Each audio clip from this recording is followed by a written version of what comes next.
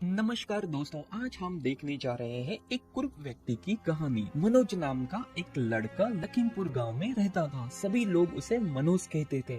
गांव वालों का ये कहना था कि जो भी सुबह सुबह मनोज का चेहरा देखेगा उसे दिन भर रोटी नसीब नहीं होगी। और ये बात धीरे धीरे राजा के पास चली गई। फिर राजा ने सोचा, क्या ये हो सकता है? तो उसने मन में ही सोचा, चलो मैं मनोज की परीक्षा लेता हूँ। फिर उसने सेवक को बुलाया और कहा, जल्दी जाओ और मनोज को मेरे पास लेके आओ। सेवक ने कहा, जी महाराज अभी जाते हैं। फिर सेवक मनोज को जाके महल में लेके गए। फिर मनोज को देखते ही राजा ने बोला, मनोज इधर आओ, मेरे साथ बैठो।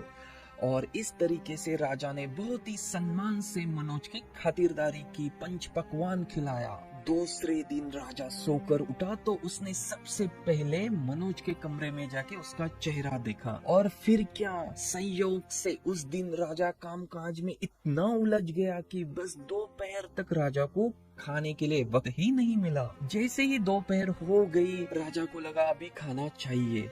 जैसे ही राजा खाने लगा तो उसी वक्त एक सेवक दौड़ते दौड़ते हुए राजा के पास आया और कहा, महाराज महाराज जल्दी से चलिए, महारानी सीढ़ियों से गिर गई है। ये सुन के राजा खड़ा होकर रानी की खबर लेने के लिए भाग गया और इसी में पूरी रात हो गई।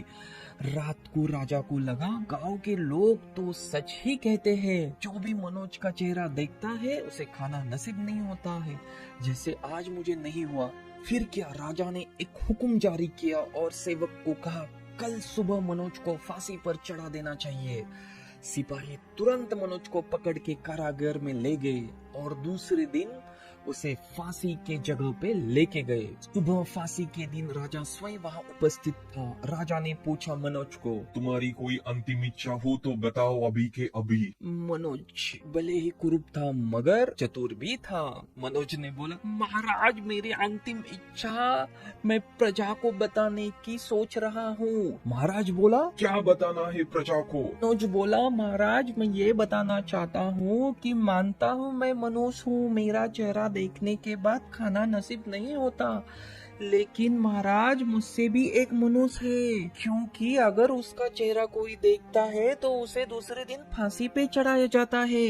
ये बात सुन के राजा की आंखें खुल गई। राजा ने सोचा, मनोज ने तो मेरा ही चेहरा सबसे पहले कल देखा था। फिर राजा को अपनी भूल का एहसास हुआ। उसने तुरंत सेवक से कहा, रिहा कर दो मनोज को और उसे घर जाने को कहो। इसी तरीके से मनोज घर चला गया और उस दिन से राजा ने पूरे गांव में ये फरमान जारी किया कि कोई भी मनोज को मनहूस ना कहे, क्योंकि मनोज मनहूस नहीं है।